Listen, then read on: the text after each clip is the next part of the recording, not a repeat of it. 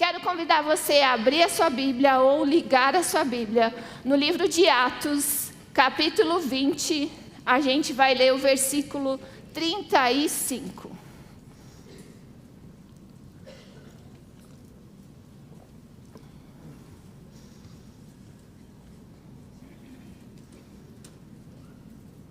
Antes da gente começar, eu gostaria de orar juntamente com vocês. Se você pudesse curvar a sua cabeça, ficar em espírito de oração. Pai, na autoridade do Teu nome, nós apresentamos diante do Senhor as nossas vidas. Nós pedimos que essa tarde a nossa mente e o nosso coração possa estar sendo levado cativo à Tua vontade, a tudo aquilo que o Senhor planejou e decretou para essa tarde, Pai. Nós apresentamos diante do Senhor as nossas vidas, pedimos que a Tua palavra, Pai, venha, Senhor, recheada pela revelação do Teu Espírito, por textos, Senhor, que muitas vezes nós lemos nos nossos momentos, Pai, de devocional, nos nossos momentos de meditação da palavra, mas que hoje, Senhor, ela vai trazer uma revelação diferente, porque ela vai ser regada pela presença do Teu Espírito Santo.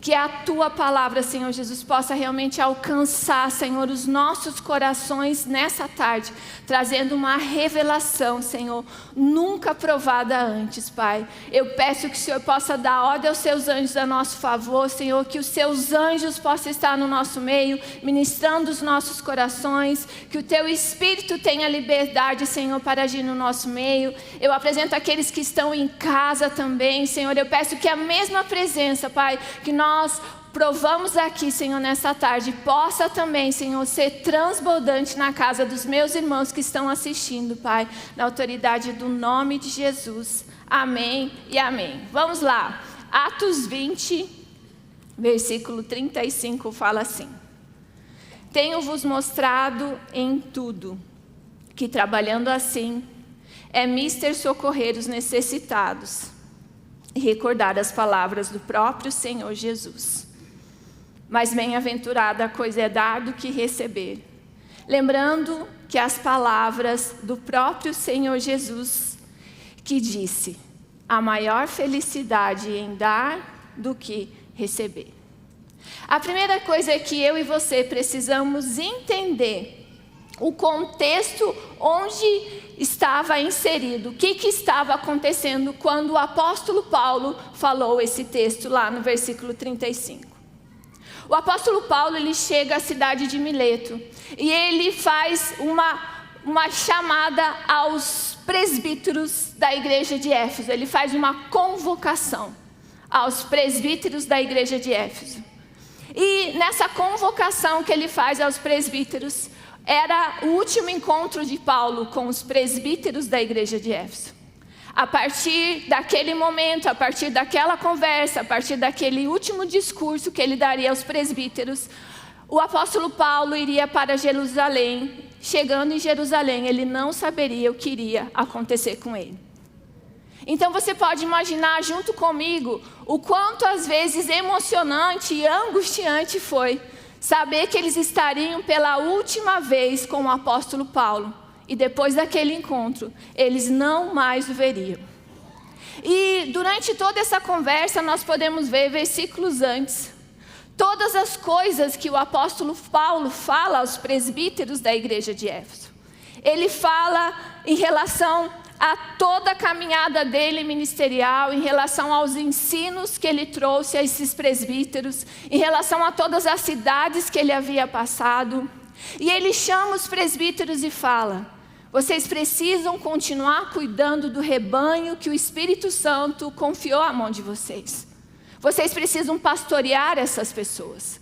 Vocês também precisam estar atentos, porque surgirão lobos no meio do rebanho, tentando enganar o povo, tentando enganar ovelhas.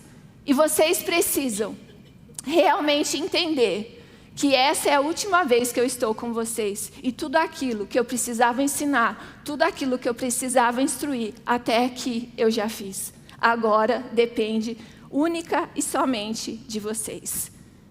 Agora, uma das coisas que mais me chama a atenção nesse texto é aquilo que nós lemos aqui.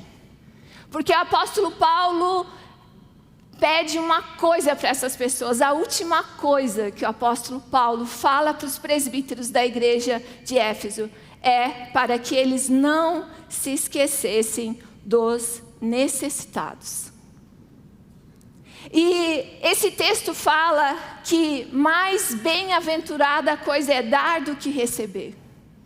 Nós podemos ver também esse texto de bem-aventurado lá no Sermão do Monte ou nas bem-aventuranças. Nós podemos ver essas duas palavras sendo usadas também lá em Mateus 5, do versículo 3 ao versículo 11. Onde o próprio Senhor Jesus, reunido com os discípulos e com a multidão, no Sermão do Monte, ele fala sobre as bem-aventuranças. E essa palavra bem-aventurado, o significado dela, ela vem do grego makarios e ela quer dizer feliz.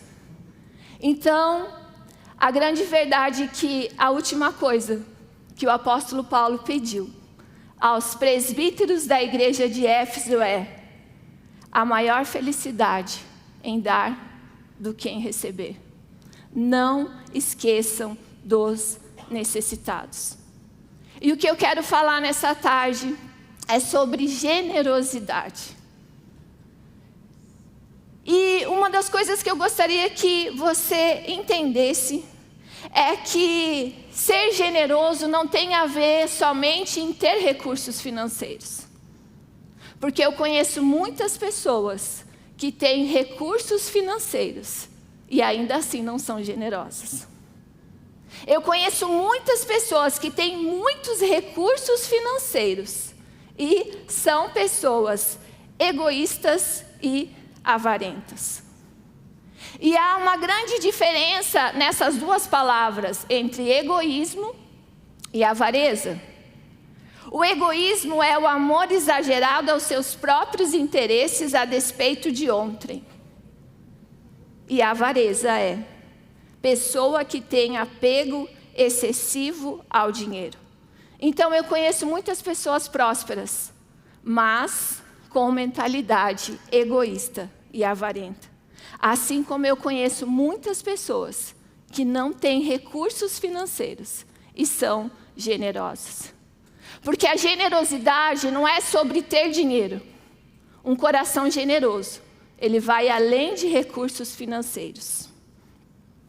Ser generoso é deixar de lado seus próprios interesses para ajudar outra pessoa. Ser generoso é deixar os seus próprios interesses em benefício, em abençoar outras pessoas. Não tem a ver com dar para receber. Não tem a ver somente com recursos financeiros.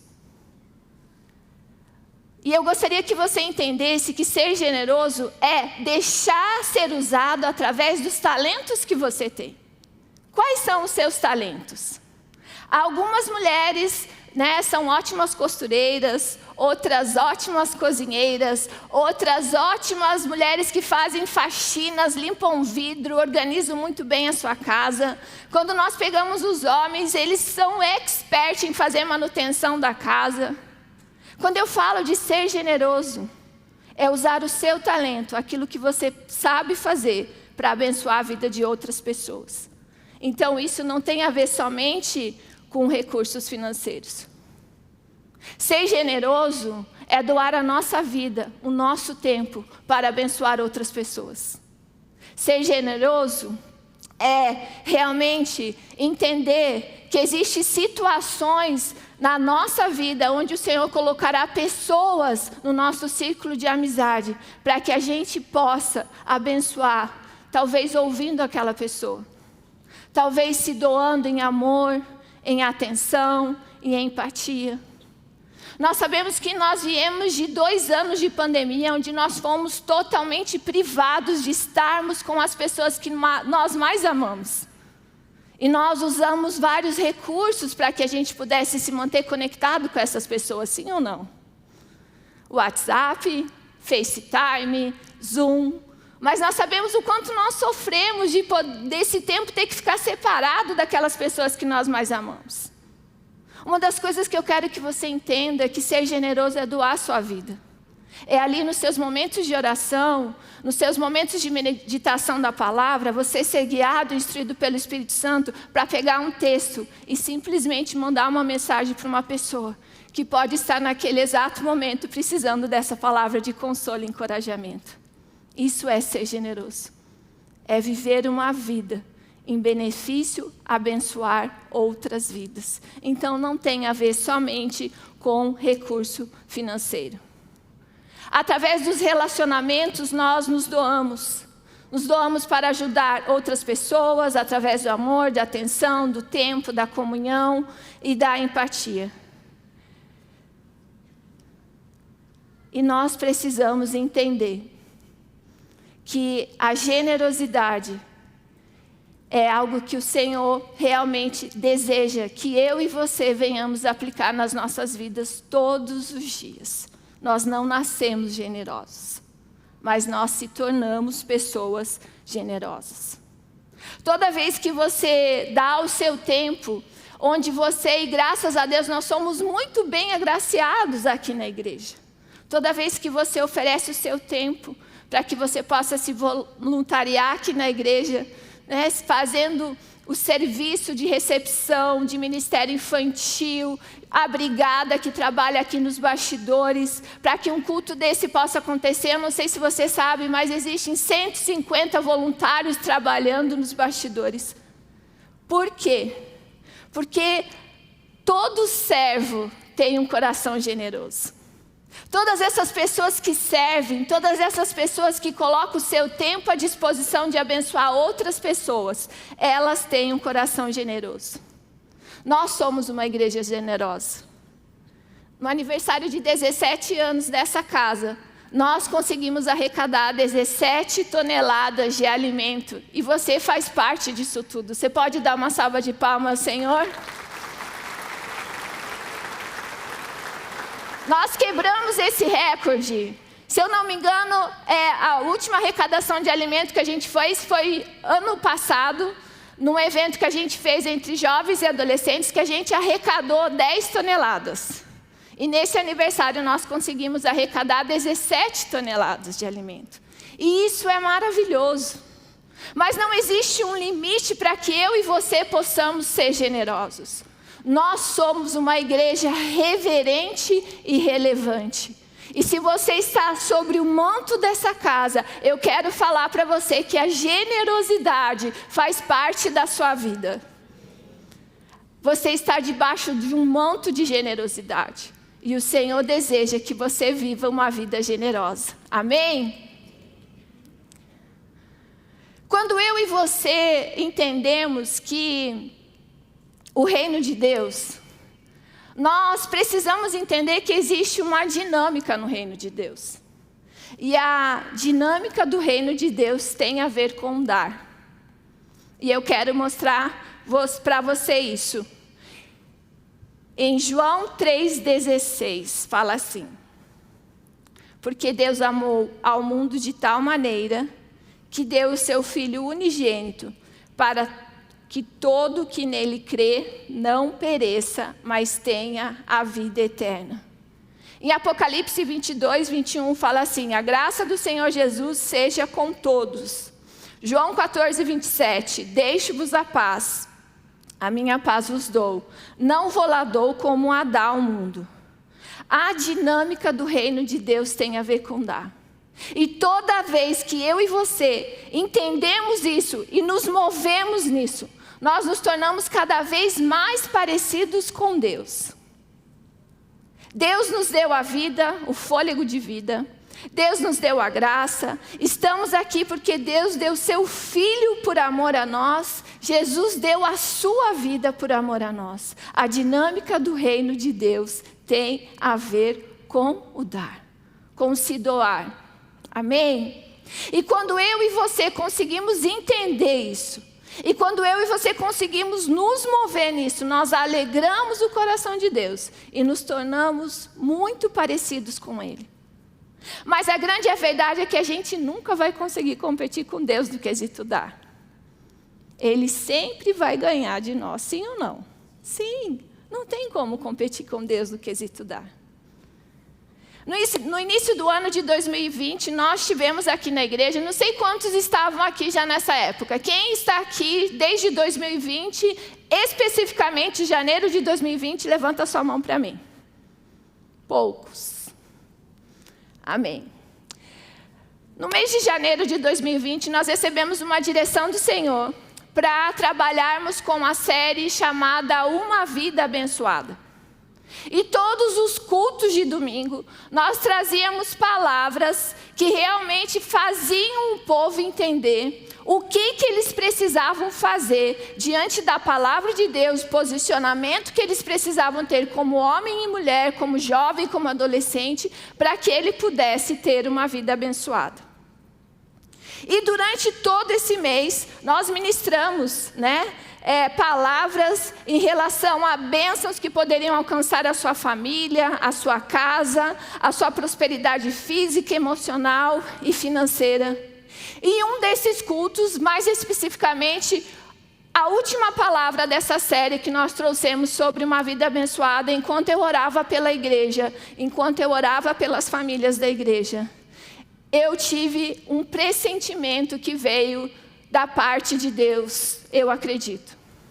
Enquanto eu orava pelas famílias, eu falava, Senhor, que todas as famílias realmente possam receber e viver uma vida abençoada. Que as famílias, Senhor, possam ser famílias prósperas, tanto emocionalmente, quanto fisicamente, quanto financeiramente. E no momento que eu terminei de orar, o Espírito Santo falou para mim, nem todos podem receber. Eu falei, uau! Mas as suas bênçãos, Senhor, não são para todos? E ele falou, nem todos podem receber. E existe uma frase que ele falou para mim que eu gostaria de transmitir para você. O Espírito Santo falou para mim, Deus só pode derramar prosperidade onde há generosidade. E onde não há generosidade, eu não posso derramar prosperidade. Nós podemos ver isso em Provérbios 11, 25. A alma generosa prosperará, e quem dá a beber será dessedentado. E eu falei, uau. O Espírito Santo continuou falando comigo. Existem muitas pessoas que elas estão presas por fortalezas do egoísmo e da avareza. E essas fortalezas que têm prendido a mentalidade dos meus filhos, com crenças limitantes, ensinos errados a respeito do dinheiro, não permitem que essas pessoas sejam prósperas financeiramente, emocionalmente e espiritualmente.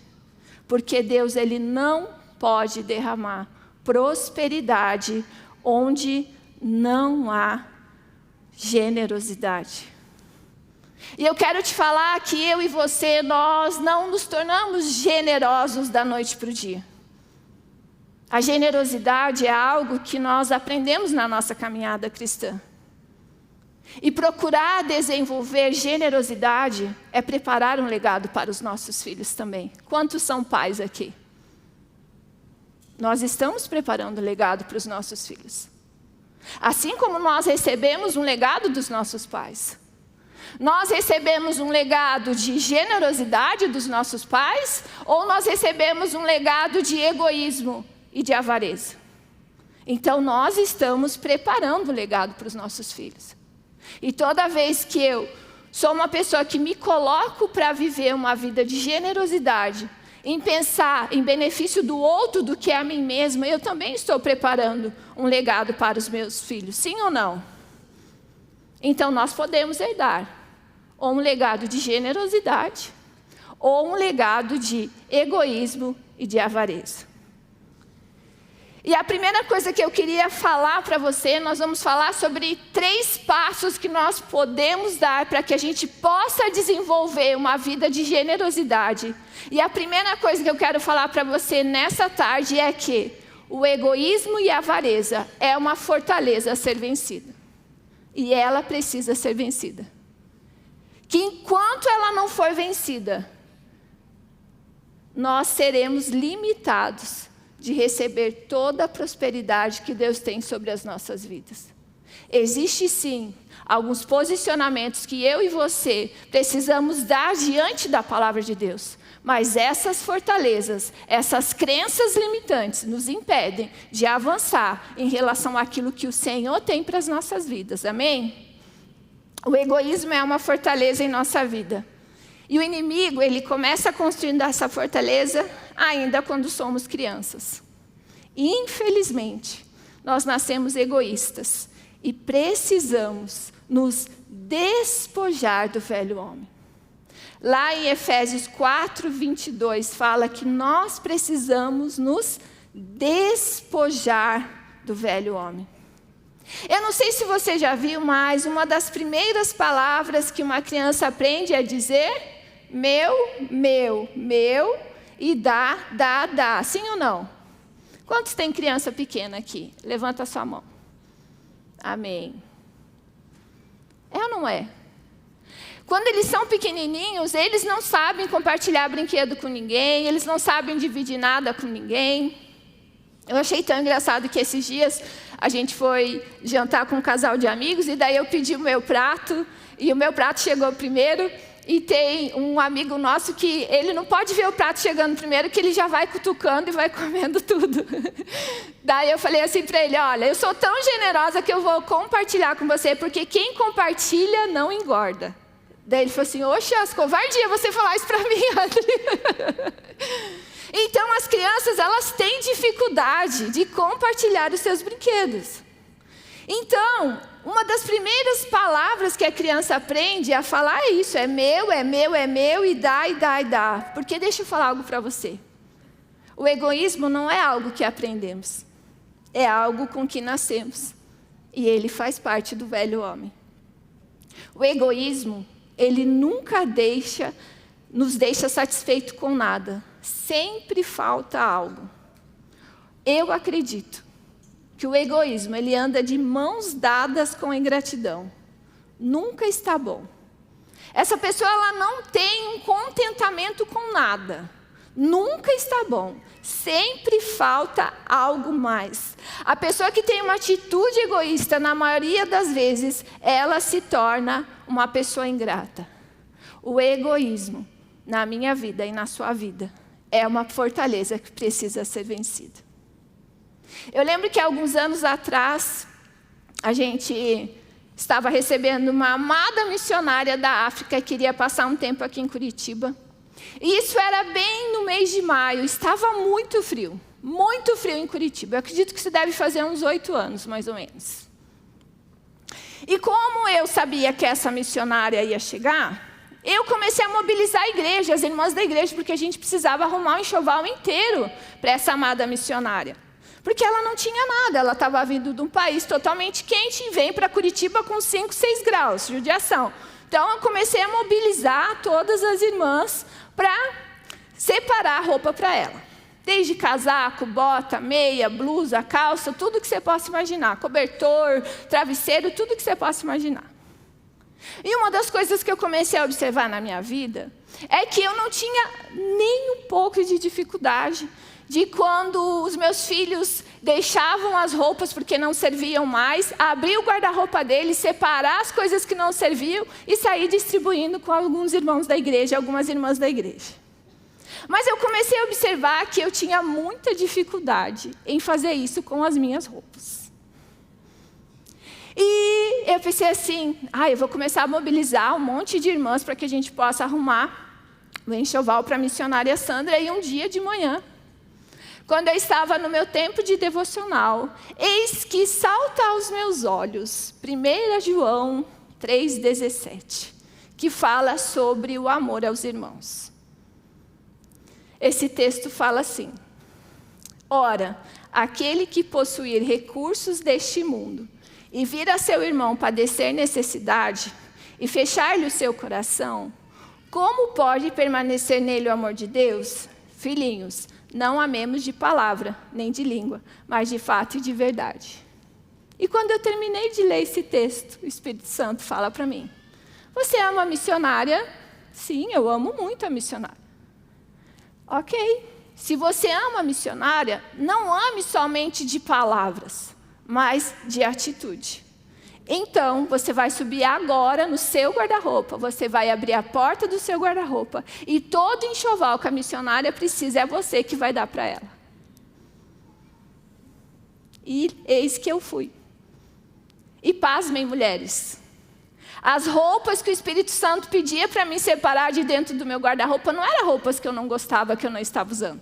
Eram roupas que eu usava, que eu gostava. E eu acredito que depois que eu fiz isso, é como se o Senhor tivesse rompido uma barreira e uma fortaleza na minha vida. Porque quando eu pego a minha história, eu não sei qual é a sua, mas eu vou falar da minha história. Eu vim de um lar muito simples, a gente sempre teve muito amor, mas o meu pai, para que ele pudesse realmente sustentar a sua família, ele precisava arrumar trabalho que era fora de Curitiba, porque ele ganhava mais. Então, para que ele pudesse sustentar a sua esposa e as suas 2 filhas, ele precisava trabalhar fora. E eu nunca tive excesso de coisas. Eu tinha realmente aquilo que era necessário para que a gente pudesse sobreviver. Nunca faltou nada. Tinha muito amor na minha casa. Eu só comecei a notar que eu não tinha as roupas de marca quando eu cheguei na adolescência, que a gente já começa a perceber um pouco mais. E daí a minha mãe falou assim, agora vai trabalhar. Se você quiser comprar suas roupas, o seu tênis de marca, vai trabalhar, porque a mamãe não pode dar para você. Falei, beleza. Então eu comecei a observar que, porque eu tinha dificuldade de doar as minhas coisas, as minhas roupas.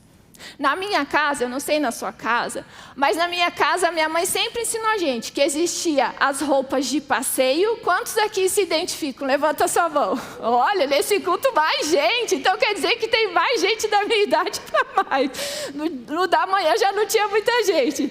Gente, na minha casa era assim, as roupas de passeio, que era 1 ou 2 mudas, e as roupas de usar em casa. Jamais poderia usar roupa de passeio em casa. Então eu cresci numa casa que era assim. Então eu comecei a observar que eu tinha muita dificuldade de me desfazer das minhas coisas. Das coisas dos meus filhos eu não tinha dificuldade, mas de me desfazer das minhas coisas, muita dificuldade. E a partir daquele dia eu observei que foi como se eu vencesse uma fortaleza e uma barreira em relação a isso. E a partir dessa atitude que eu tive, de ir no meu guarda-roupa, de deixar ser guiada e dirigida pelo Espírito Santo para fazer aquilo que Ele pediu que eu fizesse, eu tive uma mudança em relação a isso. Até hoje, se eu vou numa loja, eu compro uma peça nova, eu chego na minha casa e sempre tiro 2 ou 3 peças que eu posso abençoar alguma outra pessoa. Vou te dar um outro exemplo. O meu avô, o bisavô, meu bisavô, ele veio da guerra, fugido da guerra.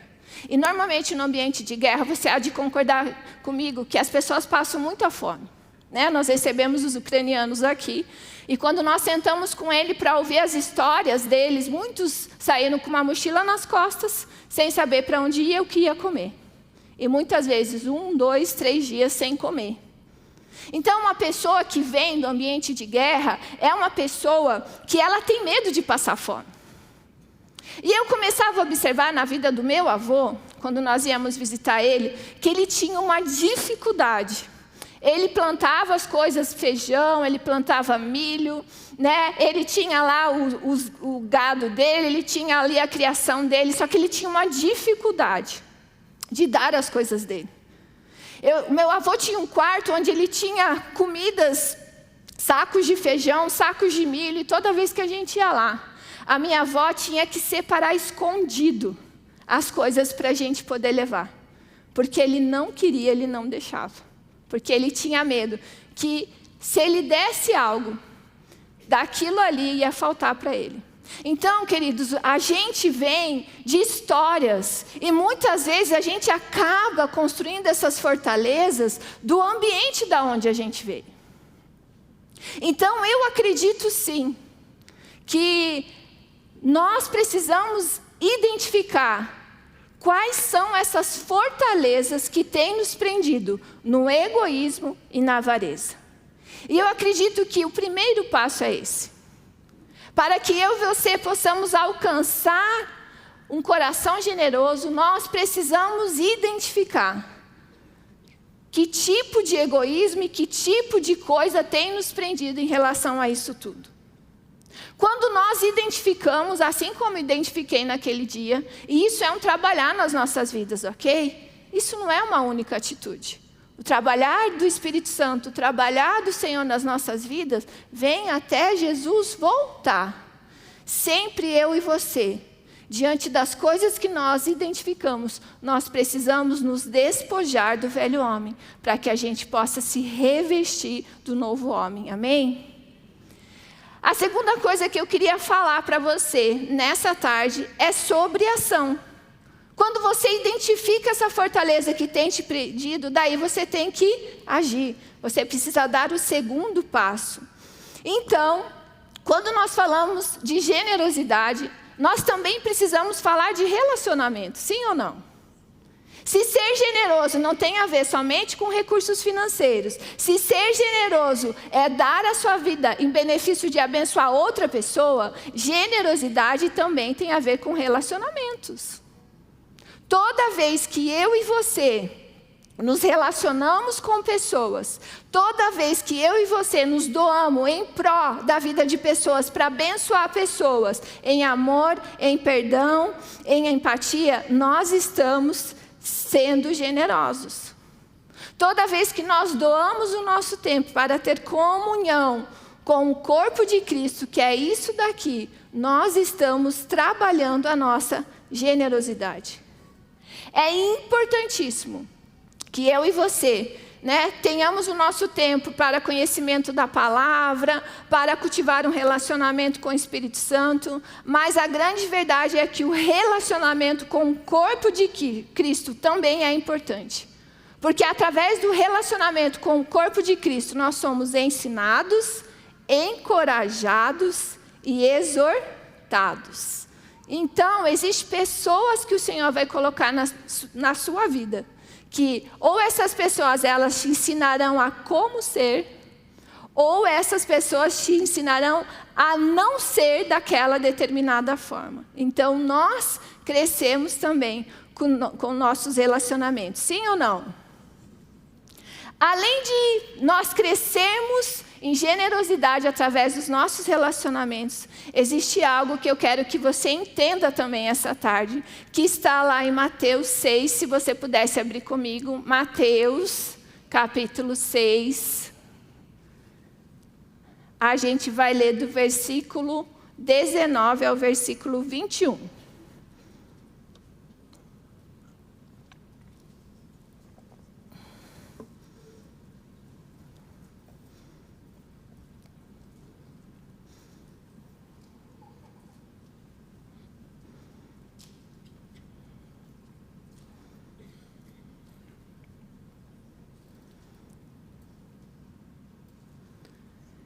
Mateus 6, 19 ao 21.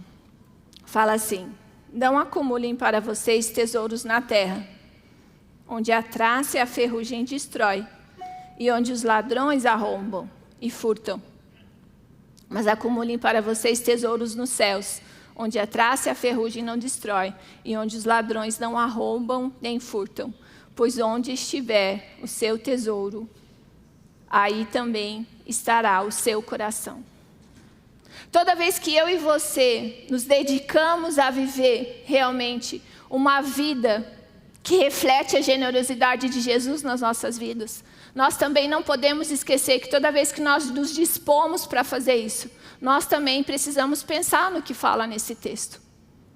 Nós precisamos entender que eu e você precisamos construir tesouros nos céus. Essa palavra aqui fala que nós não podemos acumular tesouros na terra. E uma das coisas que mais me chama a atenção é no versículo 21, que fala: onde estiver o seu tesouro, aí também estará o seu coração. Onde está o seu maior tesouro?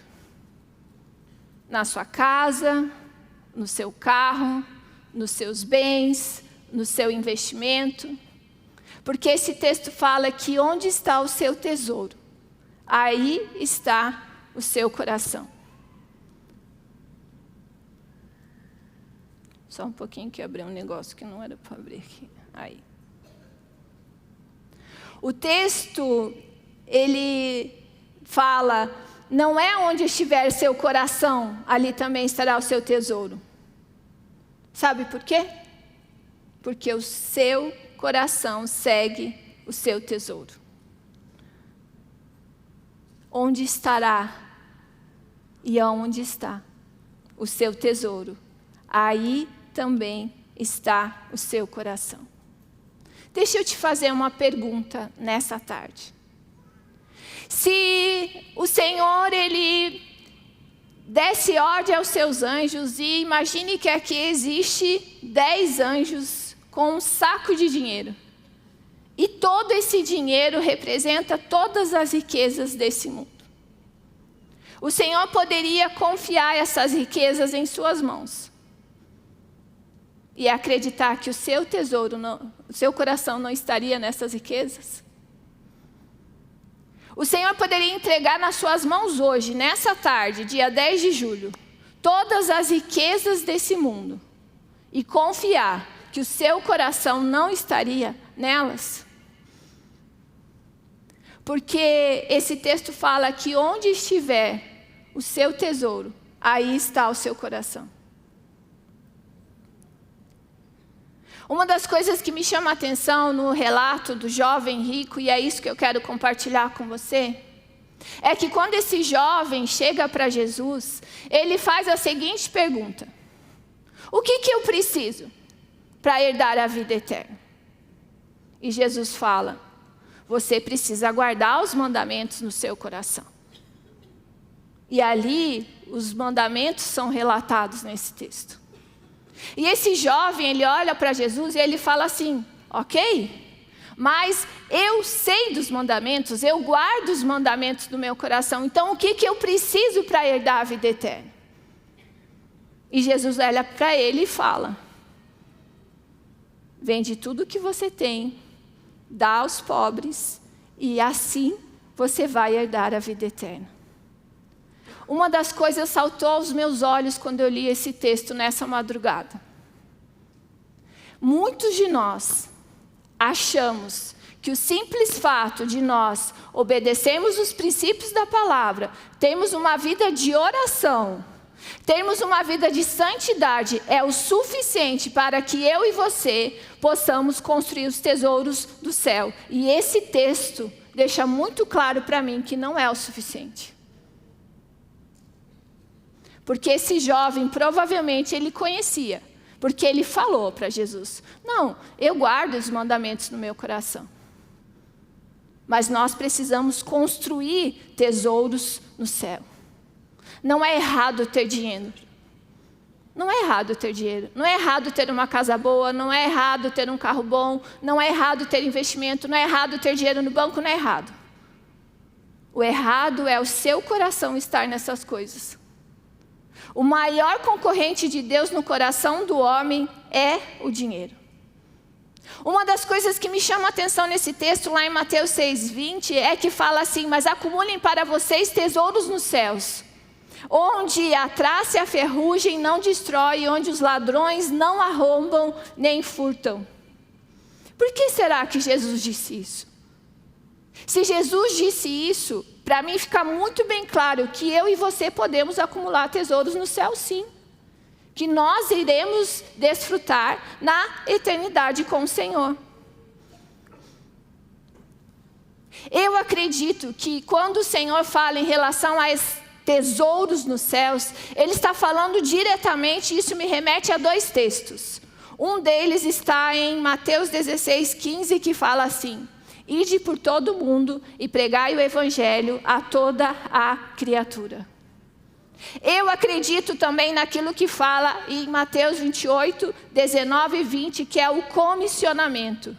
Jesus, aproximando, falou-lhes dizendo: toda autoridade me foi dada no céu e na terra, portanto, vão e façam discípulos de todas as nações, batizando-os em nome do Pai, do Filho e do Espírito Santo. Eu acredito que esses são os tesouros que eu e você precisamos acumular nos céus. São almas, são vidas. E você vai falar assim para mim: mas pastora, veja bem, eu não tenho chamado missionário, né? Eu não tenho esse chamado missionário de ir para as nações e pregar o evangelho. Ok, que você não tem, eu também não tenho. Mas o que nós estamos fazendo para incentivar, apoiar a esses missionários que estão no campo? O que nós estamos fazendo? Porque esse comissionamento não é somente para ir para as nações, isso faz parte da nossa vida cristã todos os dias. Esses são os tesouros que nós precisamos acumular nos céus. Eu lembro uma vez um sonho que o pastor Marciano teve. Ele sonhou que ele chegava no céu e Jesus o recebia. Na época, nós estávamos no auge das nossas empresas, isso já faz muitos anos. Tínhamos, na época, 5 empresas, hoje nós temos negócios também, mas que não depende da nossa presença. Essas empresas específicas nós não temos mais, porque nós éramos do ramo ali evangélico, tínhamos livrarias, distribuidora de CD, DVD, livros. Hoje nós, porque nem existe mais CD e DVD, né, queridos? Livro hoje você baixa ali o Kindle, você tem quantos livros você quiser na sua biblioteca ali. Na época era essa a nossa realidade. E de repente Marciano tem um sonho. Que ele chega no céu e Jesus recebe ele. E ele começa a falar: Jesus, olha só como eu fui agraciado pelo Senhor. O Senhor me confiou tantas coisas aqui para que eu pudesse administrar. E eu vendi tantos mil CDs durante esses anos. Eu gravei tantos CDs para tantos cantores durante esses anos. Eu vendi tantas Bíblias, eu vendi tantos livros. E ele começou a contar, e ele começou a falar. E Jesus olhava para ele, sorria e falava: me conte mais. O que mais que você fez? E ele começou a contar, e ele começou a contar, ele começou a contar. De repente já não tinha mais o que ele contar. E Jesus falou assim: me conte mais. E ele falou: não tem mais nada para contar, foi tudo isso. Já não tenho mais nada para falar, já falei tudo o que precisava falar. E Jesus olha para ele, faz assim com as mãos: cadê os tesouros dos céus? O que você fez pelos órfãos, pelas viúvas? O que você fez pelos estrangeiros? O que você fez pelos necessitados? Quantas almas você ganhou? Quantas vidas você libertou? E de repente o Marciano acorda. E eu posso garantir para você que depois daquele sonho, a nossa vida não foi mais a mesma. Porque quando a palavra de Deus fala que eu e você precisamos acumular tesouros nos céus, os tesouros nos céus são vidas e almas que nós precisamos ganhar para o Senhor Jesus. Você pode dar uma salva de palmas para Ele?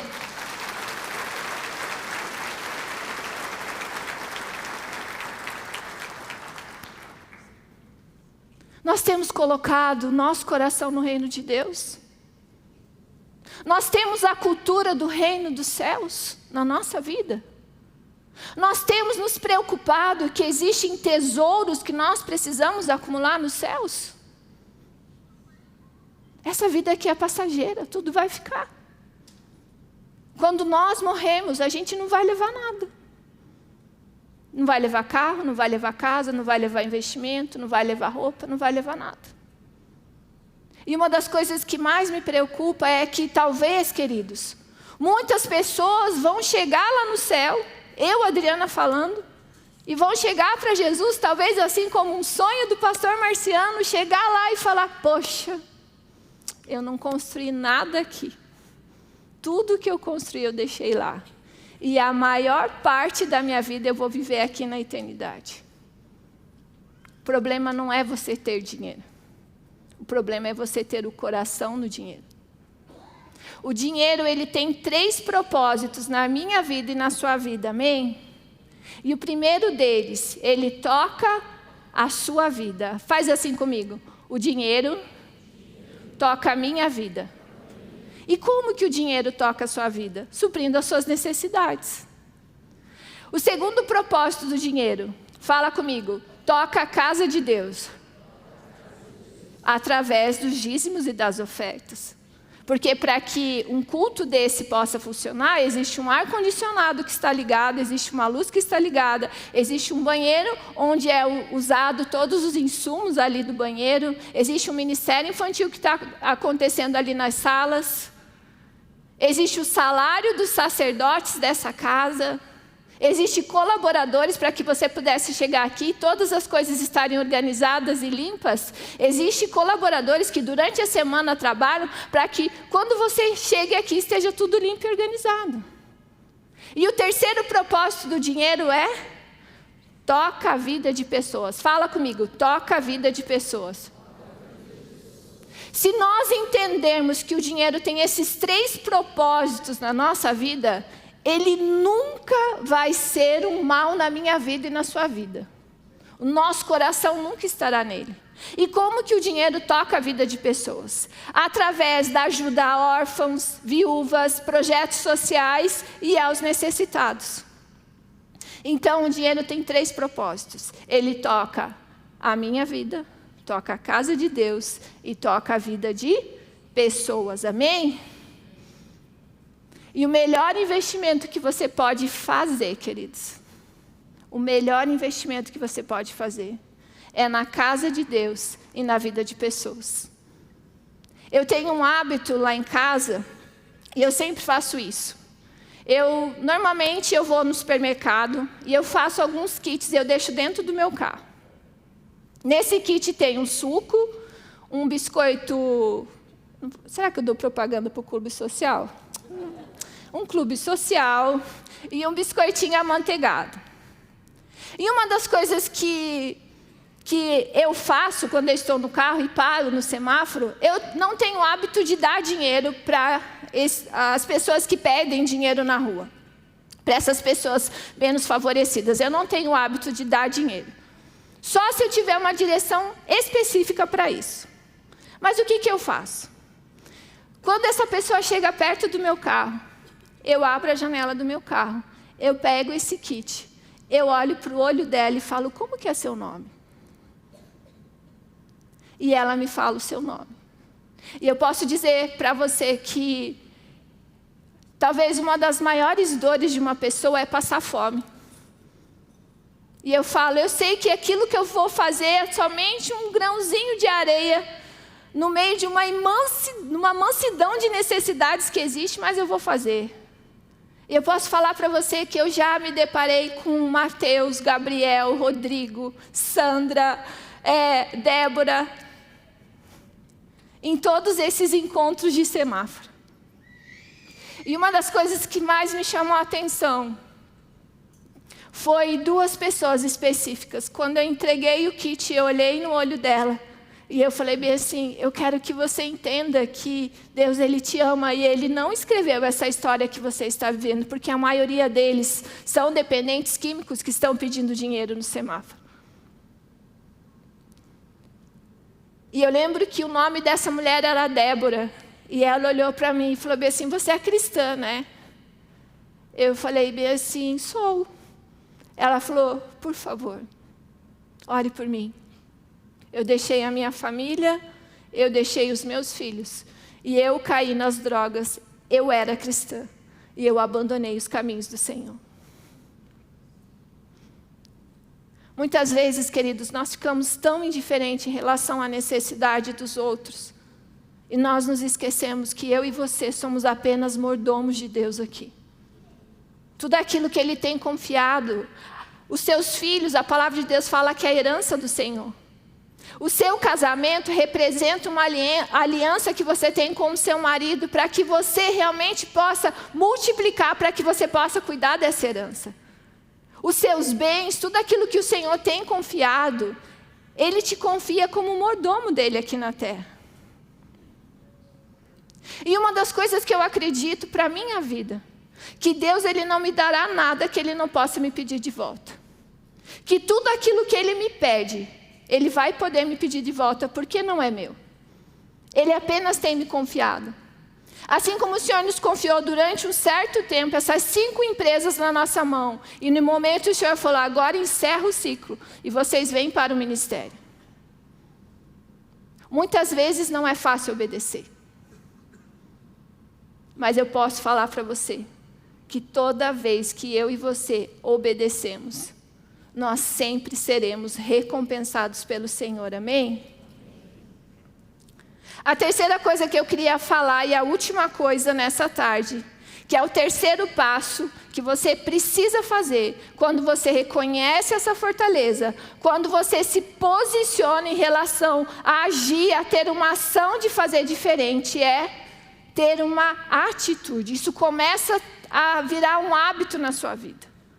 E de repente você começa a ver que aquilo se torna muito automático na sua vida. De repente você está ali na sua casa e de repente o Espírito Santo fala assim para você: ai, por que você não faz um docinho de abóbora e dá para fulano de tal? Ai, por que você não pergunta para o fulano de tal se ele não precisa de algum serviço de manutenção lá na casa dele?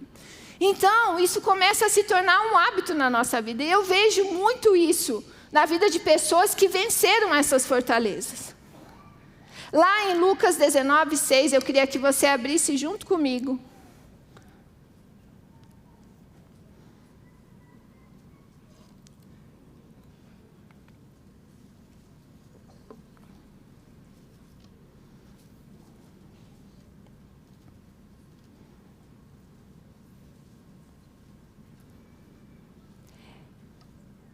Ele desceu a toda pressa e o recebeu com alegria. Todos os que viram isso murmuravam, dizendo que ele se hospedara com um homem pecador. Entre mentes, Zaqueu se levantou e disse ao Senhor: Senhor, resolvo dar aos pobres a metade dos meus bens. E se em alguma coisa tenho defraudado alguém, restituo 4 vezes mais. Quem era Zaqueu? Zaqueu, ele era um coletor de impostos. Provavelmente, esse homem ele era responsável por toda a supervisão dos homens que coletavam impostos. Alguns historiadores falam que ele era como se fosse o chefe, né, de todas aquelas pessoas que iam nas casas coletar os impostos. Ele era uma pessoa muito rica, né, e certamente, né, a grande parte do dinheiro que ele tinha arrecadado não via, né, de um dinheiro tão limpo assim. E esse texto declara que Jesus estava naquele lugar e no meio de tantas pessoas que ali estavam, o Senhor tira aquele homem do anonimato e ele chama ele pelo nome. Eu acredito que não somente Jesus, mas aquelas pessoas que estavam ali já conheciam a fama de Zaqueu. Porque o texto fala que as pessoas falavam: como pode Jesus se hospedar na casa de um pecador? Mas uma das coisas que mais me chama a atenção nesse texto é que quando Jesus olha para ele e fala: Zaqueu, me convém ir à sua casa.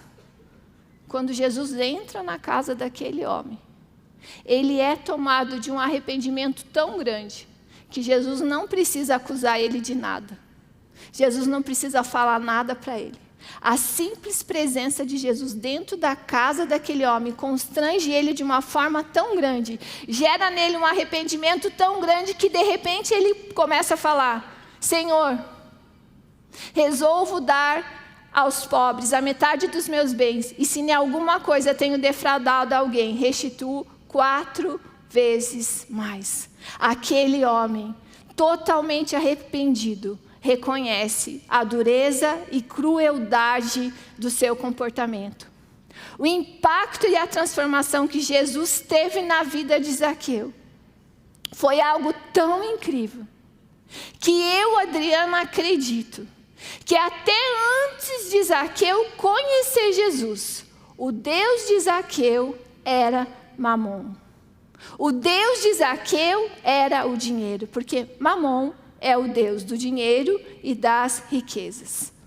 Lá em Mateus 6:24 fala: ninguém pode servir a 2 senhores, porque ou há de aborrecer-se de um e amar ao outro, ou se devotará a um e desprezará o outro, porque não podeis servir a Deus e às riquezas. Eu penso que até antes de Jesus entrar dentro da casa daquele homem, o Deus dele era o dinheiro.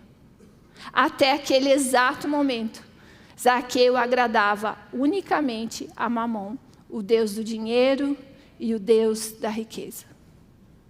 Uma das coisas, queridos, que eu acredito, que uma pessoa que teve um verdadeiro encontro com Jesus não tem dificuldade de trazer à casa do tesouro os seus dízimos e as suas ofertas.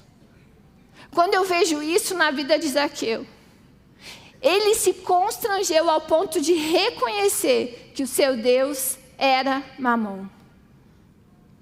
Em João 14,6 fala assim: respondeu-lhe Jesus: eu sou o caminho, a verdade e a vida.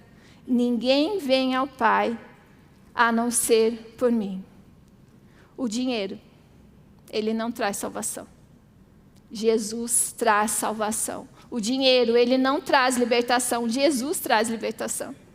O dinheiro, ele não traz paz, mas Jesus traz paz. O dinheiro, ele pode proporcionar alegria na minha vida e na sua vida em alguns momentos, mas somente Jesus pode nos dar alegria completa. Você pode dar uma salva de palmas, Jesus?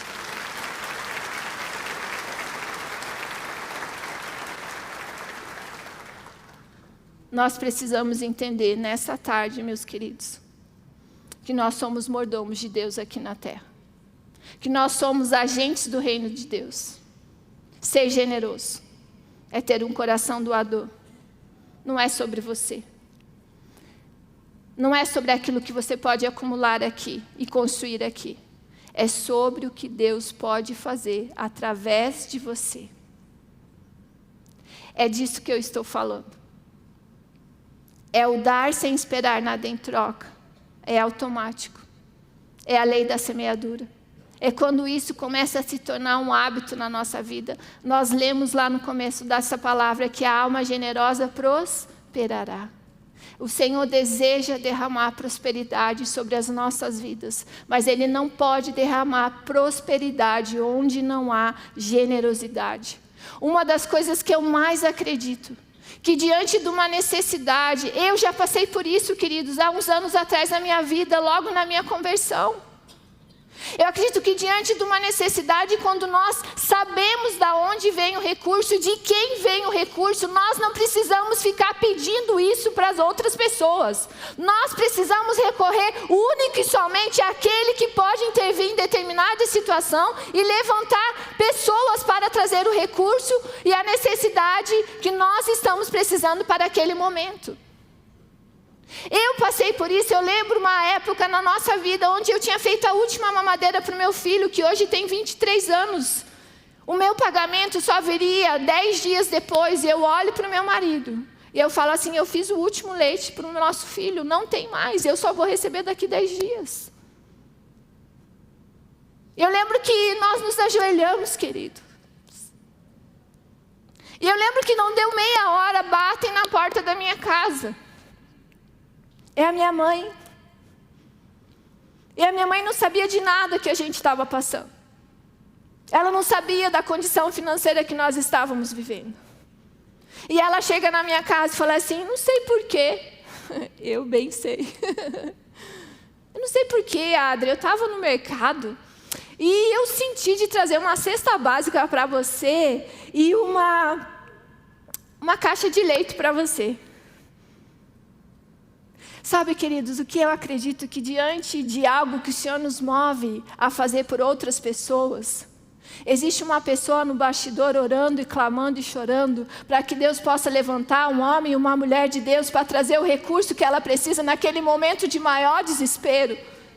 E é isso que eu quero que você entenda, nós somos agentes de Deus. Nós somos agentes de Deus e no momento de maior necessidade, Ele vai poder confiar em mim e em você, para trazer o recurso, para trazer o dinheiro que aquela pessoa precisa naquele determinado momento. Eu e você somos agentes de Deus. E quando nós colocamos as nossas orações diante de Deus, as nossas petições, o nosso clamor, o Senhor é aquele que usa a vida de homens e mulheres que têm um coração totalmente sensível à direção dEle e não pensa duas vezes. Se eu desse oportunidade aqui, eu sei que nós teríamos muitos e muitos testemunhos. E diante de uma necessidade, diante de um joelho que está dobrado em oração, que está chorando e clamando, Senhor, inclina os ouvidos para ouvir o clamor, Ele olha lá do céu e Ele fala, qual o meu agente que eu posso acionar para suprir a vida de fulano de tal nesse momento?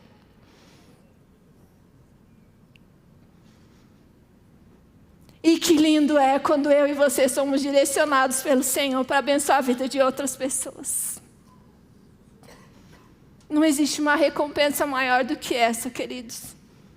Porque toda vez que Deus Ele me dirige para fazer algo por alguém, eu posso acreditar que aquela pessoa derramou muitas lágrimas, até que o Senhor tocasse no coração de alguém que pudesse se levantar para abençoar aquela vida.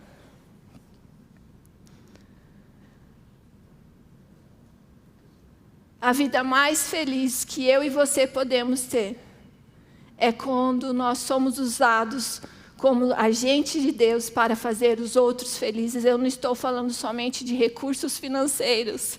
Eu estou falando de uma vida que está desesperada e de repente você faz uma ligação, de repente você manda uma mensagem e aquela pessoa é encorajada através daquela mensagem, através daquela ligação.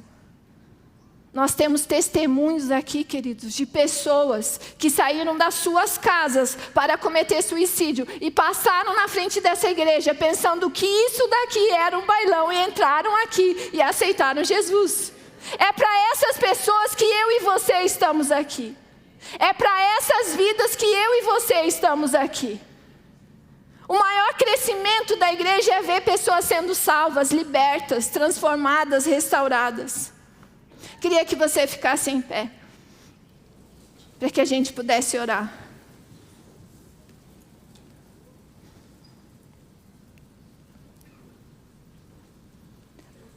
Mas bem-aventurada a coisa é dar do que receber. A maior felicidade em dar do que em receber. Eu gostaria de convidar você a orar junto comigo nessa noite. E eu queria que você colocasse o seu coração diante de Deus. Talvez no momento que eu falava aqui em relação a algumas fortalezas, algumas lembranças veio à sua mente. E talvez você reconheceu que existem algumas fortalezas que precisam ser vencidas em sua vida. Em relação ao egoísmo, em relação à avareza. Você identificou que essas fortalezas precisam ser vencidas. E eu gostaria que você orasse a Deus e pedisse para que Ele pudesse te ajudar. Existem situações que irão surgir ainda nessa semana na sua vida, que além de você identificar essas fortalezas, você precisa dar o segundo passo, que é você agir, você ter uma ação de vencer essa fortaleza, talvez doando a alguém, orando por alguém, fazendo algo por alguém, eu não sei, o Espírito Santo vai te direcionar para fazer isso.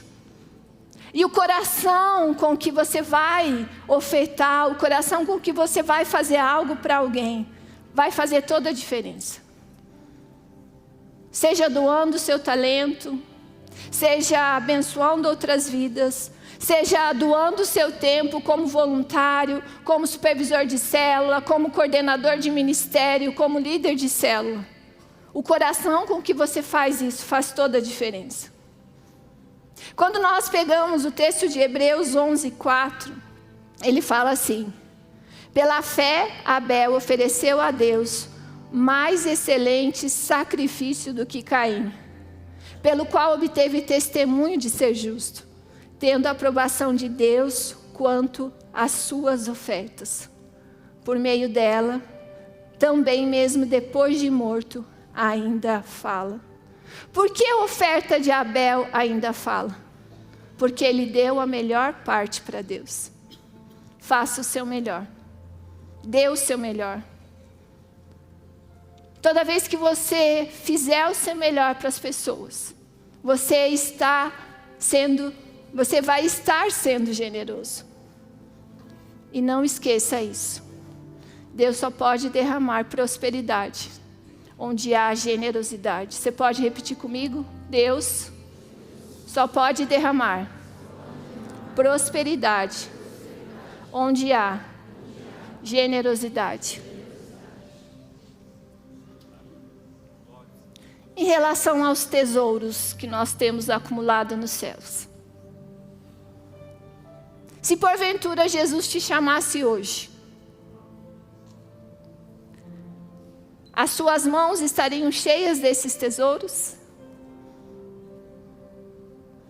Se porventura essa tarde o Senhor fizesse um convite para que você fosse estar com Ele,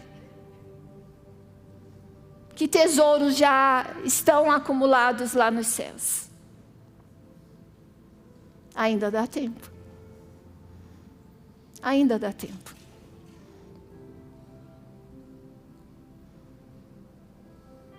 Nós somos uma igreja generosa.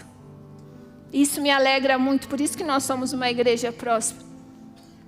Mas enquanto eu orava sobre essa palavra, o Senhor me falou: sim, vocês são uma igreja generosa. Mas essa generosidade precisa se estender a mais pessoas nessa casa.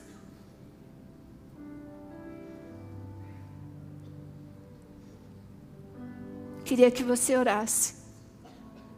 É um tempo seu com o Espírito Santo. Talvez essa palavra, talvez a gente não consiga ter um apelo aqui, sabe? Porque acho que é uma coisa tão particular que o Senhor vai continuar ruminando de você ainda durante essa semana. Que você vai precisar sair daqui de uma forma muito reflexiva. E a melhor palavra que eu acredito que eu recebo diante do Senhor, sabe qual é? É quando eu saio questionando as minhas atitudes e o meu posicionamento em relação àquilo que eu tenho feito como cristão. Pai, na autoridade do nome de Jesus, o Senhor não pode derramar, Pai, prosperidade onde não há generosidade. Nós apresentamos diante do Senhor nossas vidas nessa tarde. Nós reconhecemos que nós jamais iremos competir com o Senhor no quesito generosidade, Pai. Nós reconhecemos o quanto nós precisamos avançar como igreja. Nós reconhecemos, Senhor Jesus, o quanto nós precisamos crescer como igreja.